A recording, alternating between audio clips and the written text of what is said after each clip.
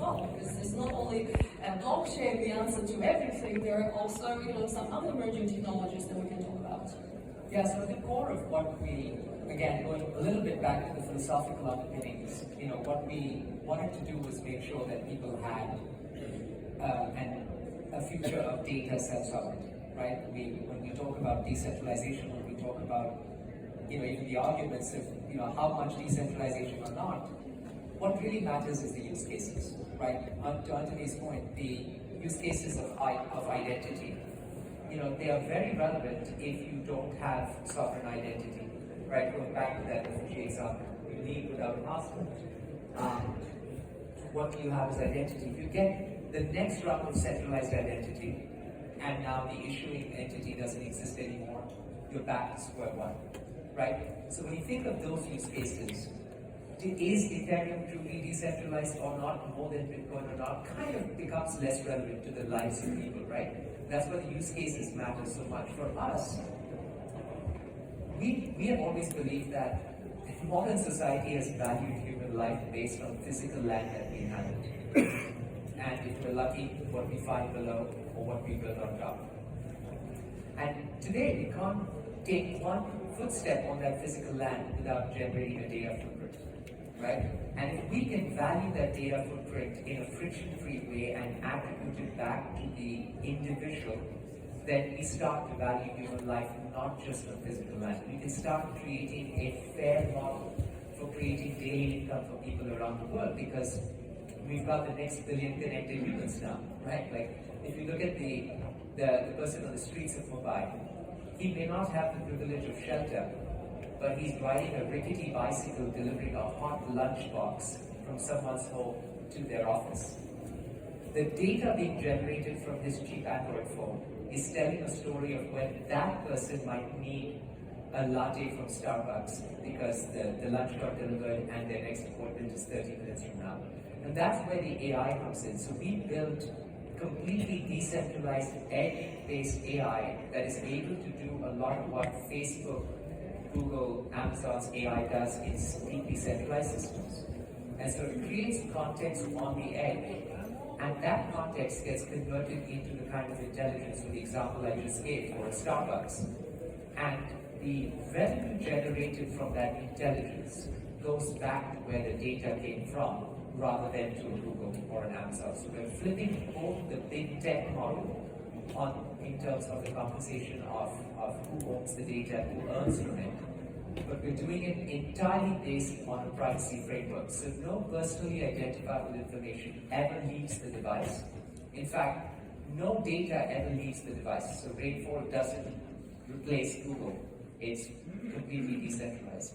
And to your question, this is relevant because at the end of the day, it's not a choice to give up your privacy for income, right? If you're back to that refugee, you don't have a choice. You still need that income. And if we are truly going to empower the next generation of connected humans, then we need to do it the right way. We need to do it based on a principle of privacy, and we need to do it with true decentralization at hand. And again, like, I step away from the argument, I just go, it doesn't matter. Where we can get what we want to do for the people, guess what? Rashida, the refugee, is not going to care whether that layer 2 was on Ethereum or the layer 2 was in Bitcoin. In fact, she never wants to hear the word blockchain, right? In the same way that we never talk about TCP/IP or HTTP, right? It doesn't matter. We're abstracting away. Tell me how you affect my life. And in our perspective with Rainfall, we want to give a daily sustainable income to the next billion connected humans without ever sacrificing their privacy. Absolutely, and I don't think there can be any argument made against it.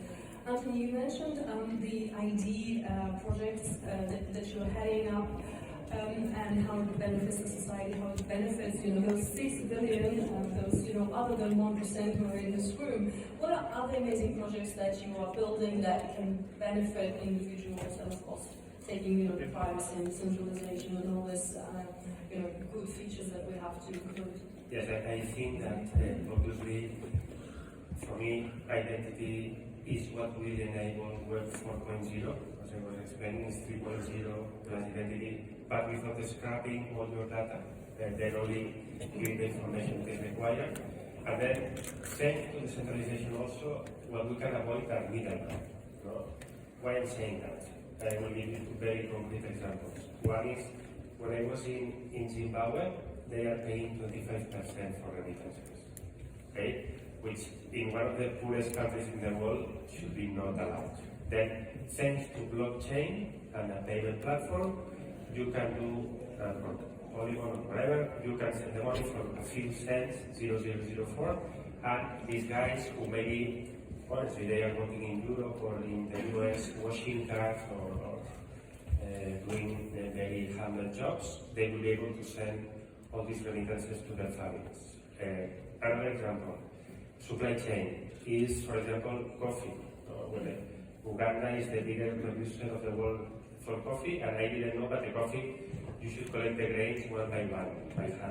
No? Then, and normally it's a woman with a child on her back, and they are earning like $1 per day.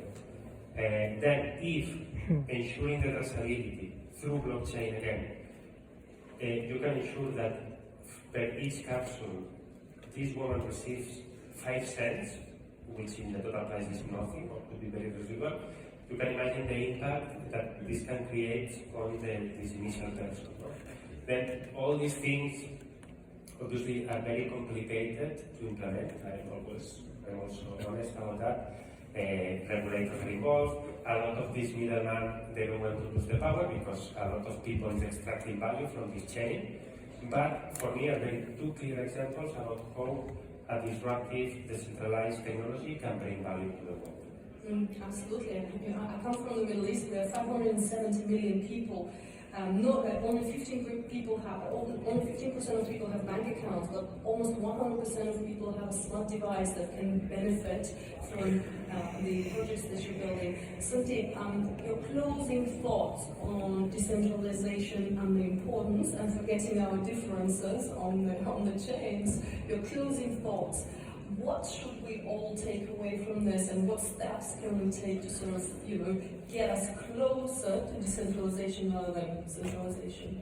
Yes, so first of all, I feel that, it's very important for us to understand that the revolution that Bitcoin started, it's not a technological revolution, it's basically a revolution or evolution of humankind. I say, when we say Web 3.0, I say Web 3.0 is humanity 3.0.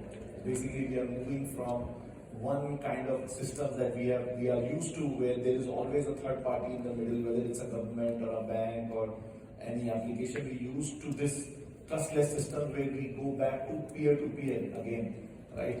And that's why, this is an evolution, and it is inevitable also. No matter what happens, who tries to stop it, once the people have tasted the blood on this, it is not going back. We are moving in this direction.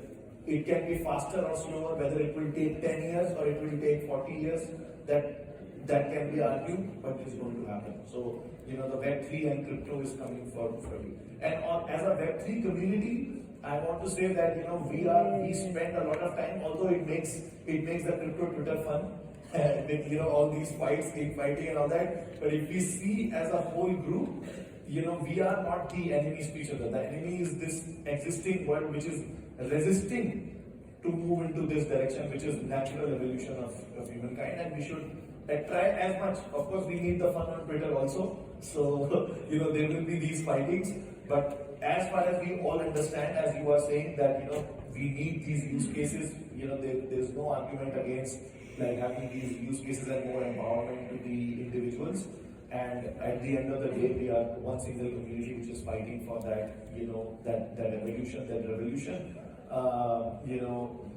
Everything should be fine.